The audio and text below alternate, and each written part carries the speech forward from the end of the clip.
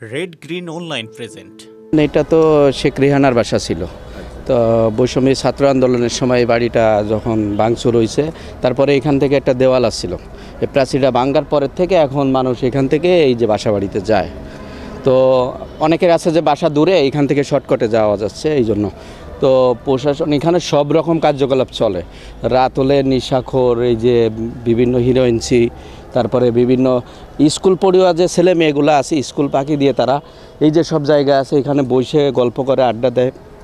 বিভিন্ন ধরনের লোকজন এখানে আসা যাওয়া করে। তো আমরা চাই যে যাতে প্রশাসনের যে কোনো একটা দপ্তর এখানে এসে অবস্থান করে এটা রাস্তাটা বন্ধ করে দেয়, কারণ এখানে অনেকেই স্কুল পড়ুয়া কিংবা কলেজ পড়ুয়া যে ছেলে মেয়েগুলো আছে এখানে এসে সময় কাটায়। আবার দেখা যাচ্ছে যে সন্ধ্যার পরে এখানে সব রকম কাজই চলে।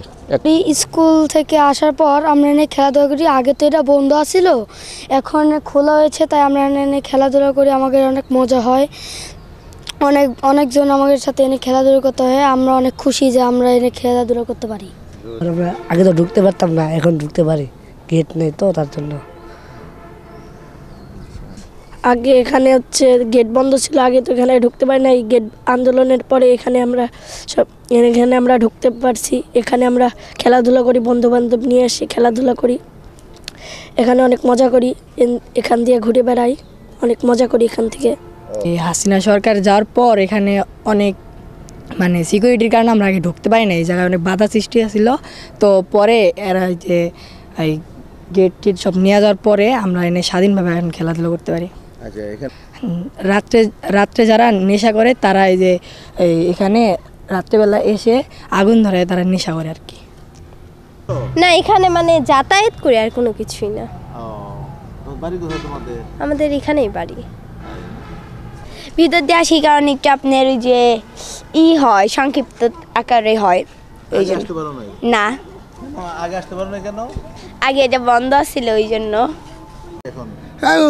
পোলাপান আসে, গেট মেট ভাঙছে, পোলাপান জায়গা জায়গায় পোলাপান এসে আড্ডা মাড্ডা করে, যাই চলে সিগারেট পান খায় চলে যায়। ঘুরতে আসছে এর জন্যই। আগে ভাঙ্গাচোরা ছিল না, আসতে পারিনি, এখন ভাঙ্গাচোরা এই জন্য আসছি বেড়াতে। জি, আগে একটু আওতামুক্ত ছিল না, এখন খুব মুক্ত করা হয়েছে। এই জন্য জনসম্মুখে, সাধারণ সম্মুখে সবাই ঘুরতে আসছে আর কি দেখে হিসেবে। আগে এটা সাবেক প্রধানমন্ত্রীর ছিল, রেস্ট হাউস ছিল, এটা তদারকি নিরাপত্তা ছিল আর কি, সেই জন্য আমরা ঢুকতে পারতাম না। এখন এটা মুক্ত করে দেওয়া হয়েছে, এটাই। আগে শেখ রেহানার বাসা ছিল।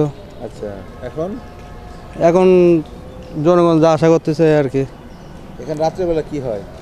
রাতের বেলা কী হয় সেটা বলতে পারবো না। রাতের বেলা অফিস ছুটি হলে ওই সাইডে যা আশা করি, এই বাসটা যা আশা করি না ভয়তে। রাত্রে ভয় পান? ভয় পাই, হ্যাঁ। আচ্ছা, কেন ভয় পান? এমনি আসে না রাতে, এখানে বাগান টাগান আছে এই জন্য। এই বিশেষ প্রতিবেদনটি যদি আপনাদের ভালো লেগে থাকে অথবা উপকৃত হন, তাহলে অবশ্যই এই চ্যানেলটি সাবস্ক্রাইব করুন এবং লাইক, কমেন্ট ও শেয়ার করে রেড গ্রিন অনলাইনের সাথেই থাকুন। Thanks to everyone. Red green online.